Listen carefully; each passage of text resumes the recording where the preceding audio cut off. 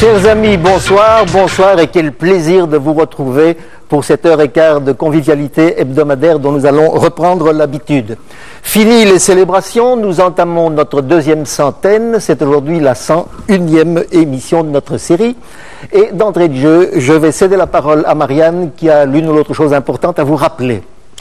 Merci Robert et bonsoir à tous. Alors je vous rappelle notamment que ce guide, eh bien voilà, le guide double 7 est sorti. Le guide double 7 reprend, vous le voyez en couverture, 99 musées, thèmes, villes et régions.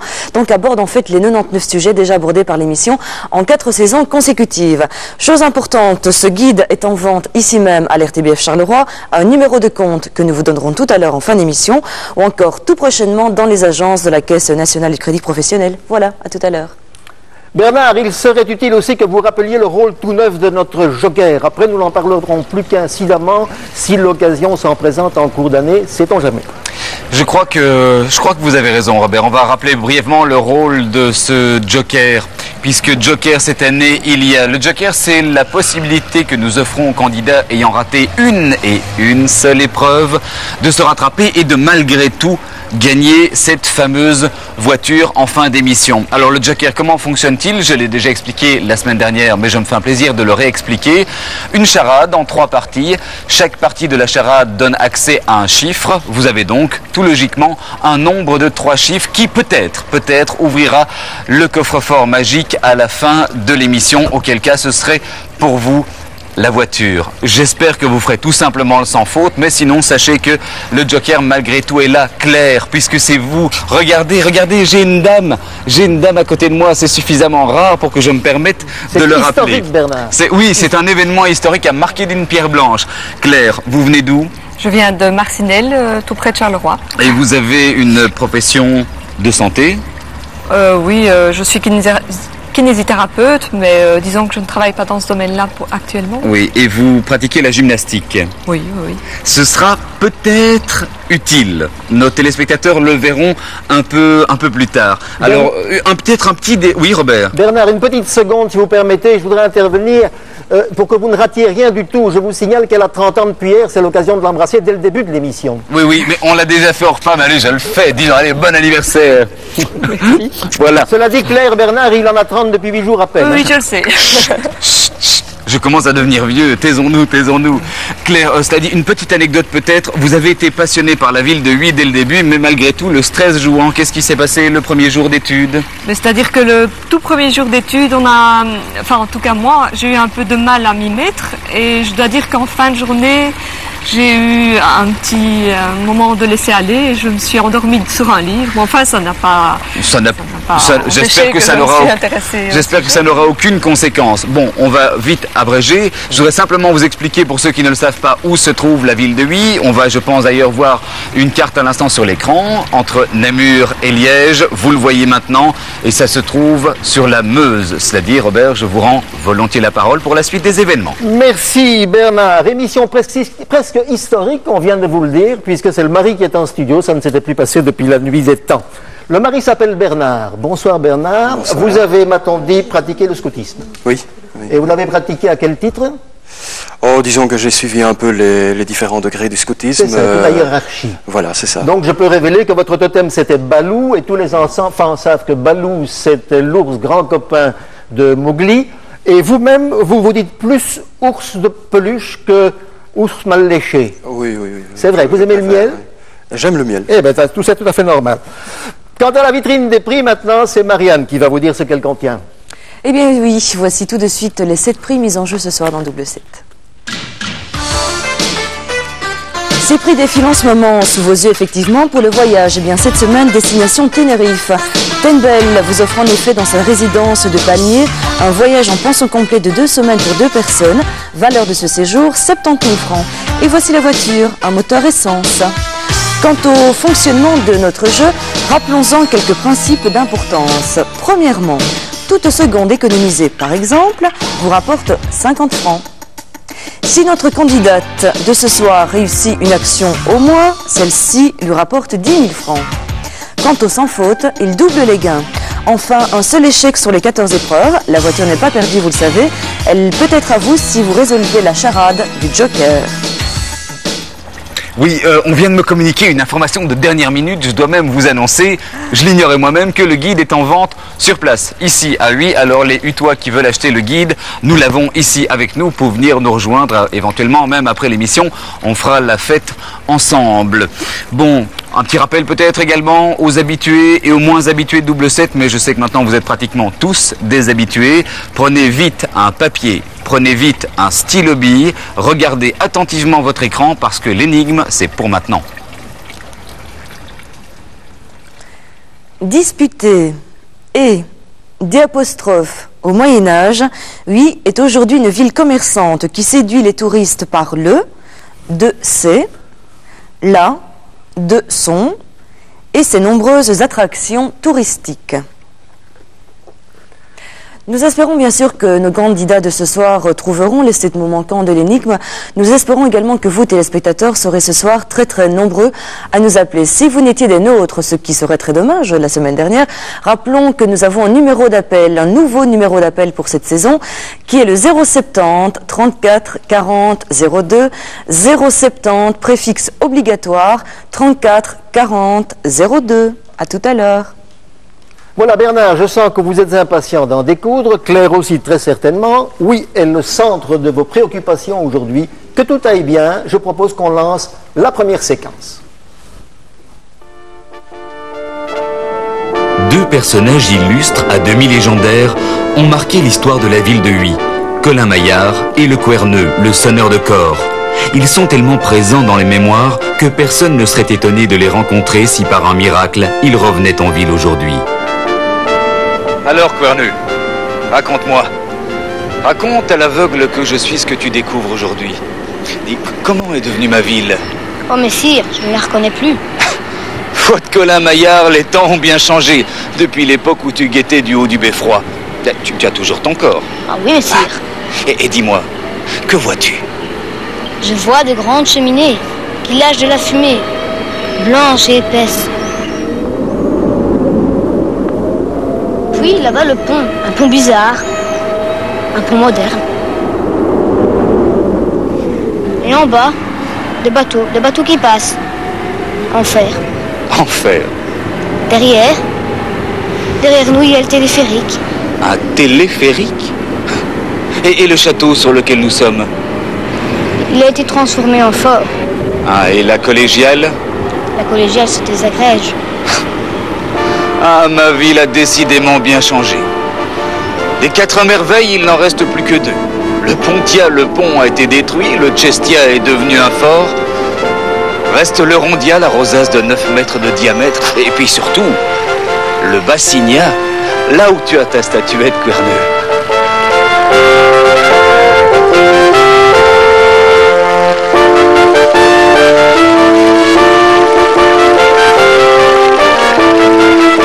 Au Moyen-Âge, Huy exerçait un rôle stratégique important grâce à son château. Tel qu'il nous apparaît sur les vieilles gravures, c'est une place forte imposante. Murailles épaisses, tours puissantes, le tout situé sur un aplomb rocheux qui devait décourager les plus hardis chefs de guerre. La collégiale témoignait quant à elle du rôle religieux que les princes-évêques souhaitaient donner à la cité. Bien des artistes ont été séduits par la ville, et les plus belles peintures sont incontestablement dues au talent du peintre romantique anglais William Turner.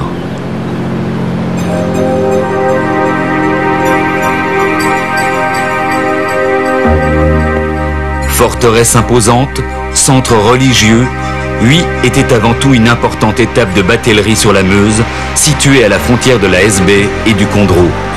De ces deux régions provenait la Méhaigne et surtout le houillou, qui a permis, grâce à l'utilisation de l'énergie hydraulique, le développement d'une industrie très prospère. Aujourd'hui, la ville s'est développée au tourisme. Le chœur ancien, vestige de la ville médiévale, attire les vacanciers et les touristes d'un jour. Huy, ville discrète, mérite qu'on s'attarde sur ses richesses historiques parmi les plus captivantes de la vallée mosane. Mais Huy a conservé son rôle commercial, vocation de toujours puisque déjà au 7e siècle, on y battait monnaie. Certaines pièces conservées au musée communal ont été retrouvées dans l'Europe entière, depuis l'Angleterre jusqu'à la Russie centrale. Elle témoigne de l'exceptionnelle activité des marchands hutois du Moyen-Âge.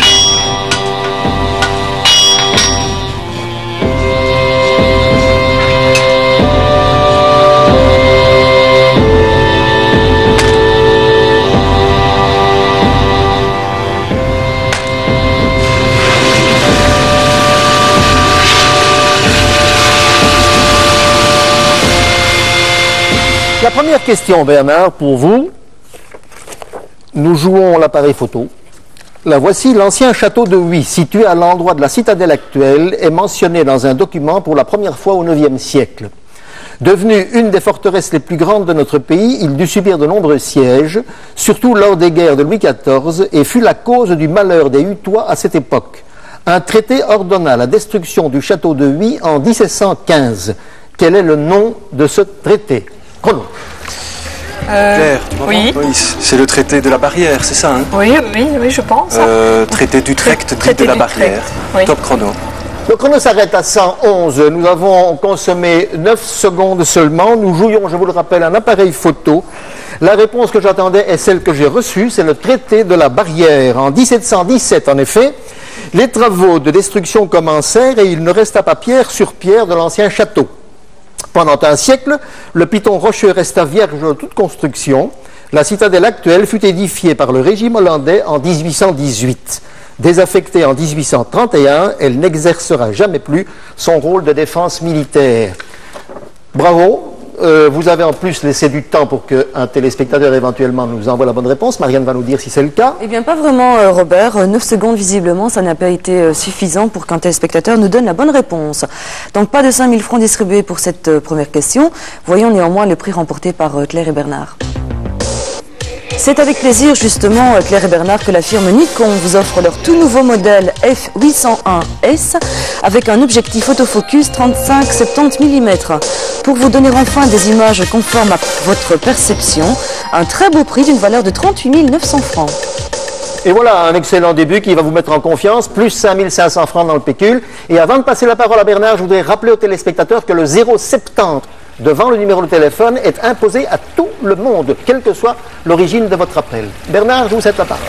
Oui, volontiers Robert, pour cette première action, les affaires vont plutôt bien là. Hein? Ça va. Ouais, si on continuait comme ça. On va essayer, Ça, oui. ça vous va?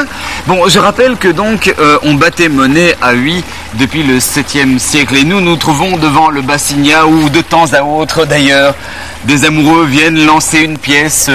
Peut-être cela portera bonheur à ces amoureux. Personnellement, j'ai déjà lancé des billets de 1000. J'attends toujours. Voilà, oui, si vous voulez, il y a des hôtels pour faire ça. Hein. Je vous en prie. Je vous en prie là. Allez-y. Voilà, moi ce que je vais vous demander de faire maintenant, c'est de retrouver dans le Bassignat 50 pièces. 50 pièces de monnaie, 50 pièces de 5 francs. Voilà, j'en jette une en plus, voilà. Vous avez pour ça différents instruments qui se trouvent sur la table. Vous avez une canne à pêche, vous avez une épuisette, vous avez même un filet. Vraiment, utilisez ce que vous voulez, peut-être même vos mains, ce sera plus simple. Je voudrais 50 pièces en moins de 2 minutes. Ces pièces, à chaque fois, vous me les rapporterez sur la table et moi, je les mettrai dans le compteur de manière à vérifier. Donc 50 pièces au moins. 49, c'est perdu. 60, c'est superbement gagné et avec brio. Je vous donne maintenant le top chrono. Bon. Bon, je te tiens au courant du temps. Hein. Oui. Ok, je vais commencer par la bassine la moins profonde, ça me paraît assez logique. Si tu prenais tout un tas de pièces et puis... Oui, mais il n'y en a pas tant que ça. Et puis ramenez-les-moi. Bon, comme je vois que Claire n'a pas vraiment envie de se servir de la canne à pêche, je vais l'écarter. Non.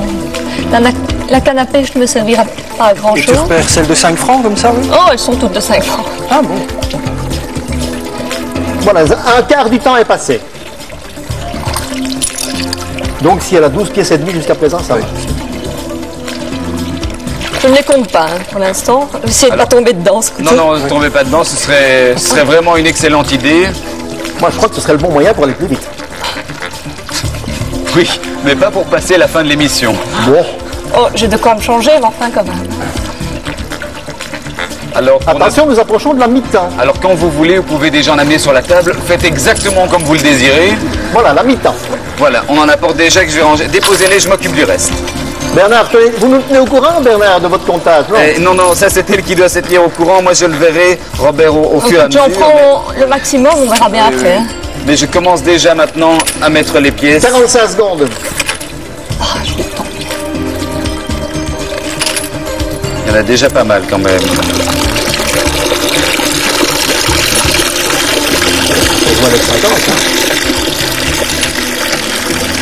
La fontaine s'y met en plus. C'est ça, oui, on vient de passer Voilà, les 3 quarts du temps. maintenant, les résultats de la pêche de Claire, la pêche aux pièces. 20 secondes encore. Voilà, ne tombez pas.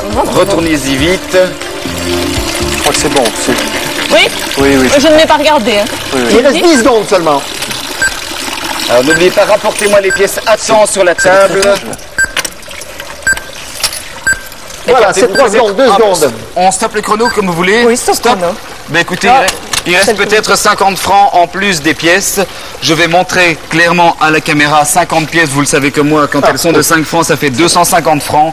La marque de 250, c'est la marque rouge qui est ici. Vous voyez que les pièces dépassent largement. Ce qui veut dire, Claire, que c'est plutôt bon signe et que pour vous, ça fait le premier mot de l'énigme, qui n'est pas le mot, mais bien le mot forteresse. C'est ça. Forteresse. Tu notes? Oui.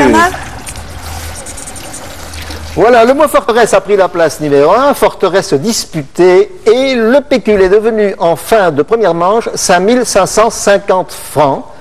Non, pardon, 5000 sont devenus 15 600, excusez-moi. 15 600 francs déjà, excellent début. Si ça fait ça par manche, vous arriverez à un beau total. Nous lançons la deuxième manche. Ah, tu es là. Tu sais, Guerneux, les origines de Huy sont peu connues. Et pourtant, une personnalité importante du XIe siècle est étroitement associée à son histoire. Cet homme s'appelait Théodouin. Il était l'évêque de Liège.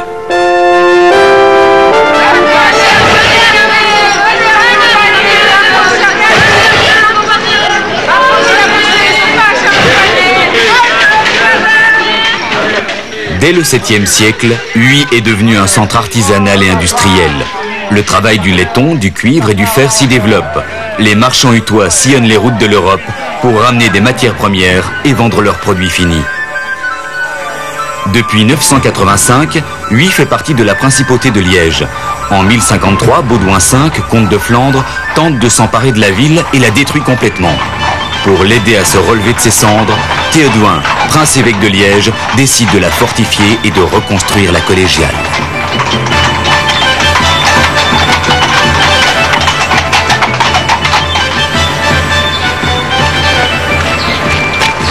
Mesdames, dépêchez-vous, on va être en retard. Mais oui.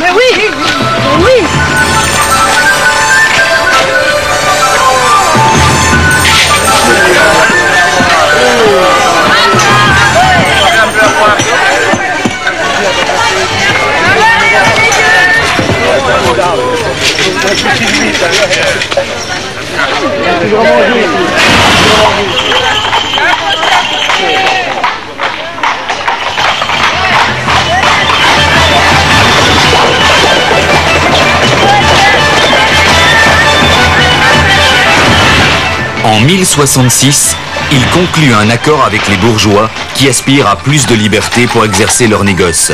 Ceux-ci feront donc de la moitié de leur capital commercial et industriel afin de reconstruire la collégiale.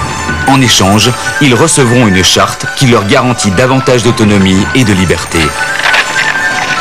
Moi, Théodouin, par la grâce de Dieu, évêque de Liège, je veux que soit connu à tous présents et à venir que, après avoir affranchi l'église de Huy, à laquelle cette charte de franchise est la première dans l'Empire germanique à consacrer le nouveau pouvoir des villes et des bourgeois. M'a donné tout d'abord pour subvenir aux nécessités de l'église le tiers de tous ses biens meubles. Ensuite, pour que ses privilèges fussent plus étendus, la moitié.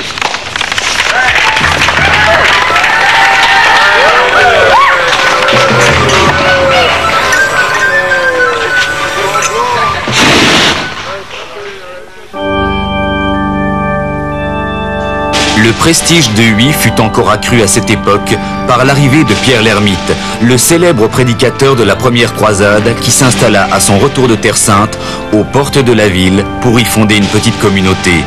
Il sera enterré dans son prieuré qui deviendra par la suite un important centre de pèlerinage.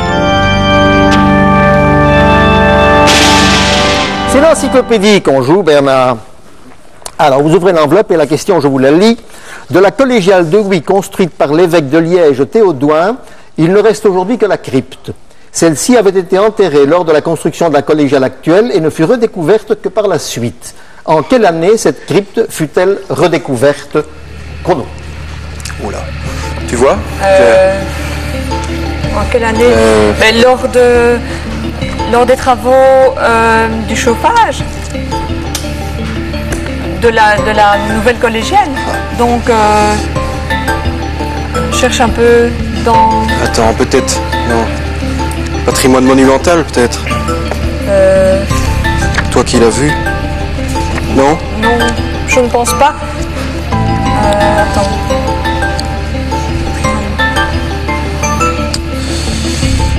Mais la construction de la nouvelle collégiale. Oui. Tu connais à peu près la date? Oui, c'est-à-dire que ça a commencé en 1311. 1311, mais dans quel livre peux-tu voir ça? Oui, c'est ça le premier. Vous ai-je dit qu'on jouait l'encyclopédie? Oui. De la collégiale de Huy construite par les